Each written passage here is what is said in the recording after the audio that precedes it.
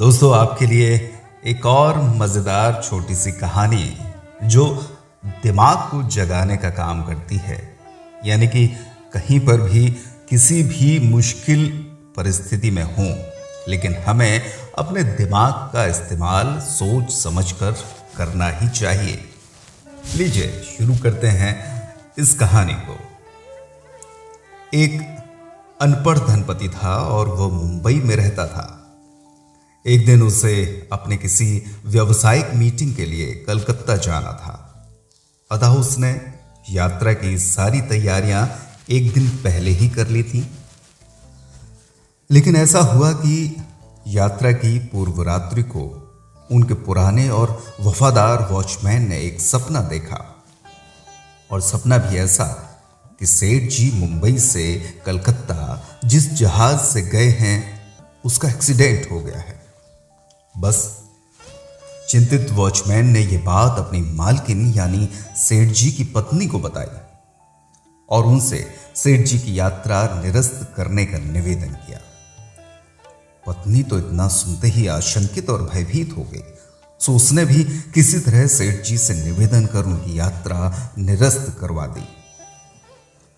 हालांकि सेठ जी इस बात से बड़े नाराज थे, परंतु पत्नी के सामने उनकी चलनी क्या थी। खैर, इधर वाकई उस हवाई जहाज का एक्सीडेंट हो गया और उसमें सवार सभी यात्रियों की मौत हो गई। सेठ जी की पत्नी ने न सिर्फ शुक्र मनाया बल्कि उस वॉचमैन को काफी इनाम दिया। उसने काम ही ऐसा किया था। लेकिन इधर सबके आश्चर्य के बीच सेठ जी ने उसे नौकरी से ही निकाल दिया। कारण पूछे जाने पर उन्होंने अपनी पत्नी को समझाते हुए कहा कि उसका सपना देखना और घटित होना एक संयोग की बात है, परंतु मुख्य सवाल यह कि एक वॉचमैन होकर वह सो ही कैसे सकता है। कल उठ के घर पे डाका पड़ा और वो सोता ही रह गया तो। सेठ जी की बात वाकई तर्कसंगत थी। पत्नी वॉचमैन के प्रति लाख सहानुभूति रखने के बाद भी कुछ नहीं कह पाई।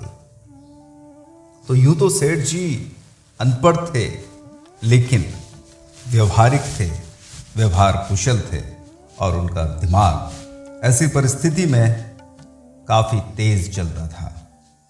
तो आप भी ध्यान रखें, कभी भी इस तरह की समस्या, कभी इस तरह की परेशानी होती है तो हमें शांत मन से अपने दिमाग पर जोर डालकर आगे बढ़ना है। तो आज की गुड नाइट टेल्स में यही कहानी।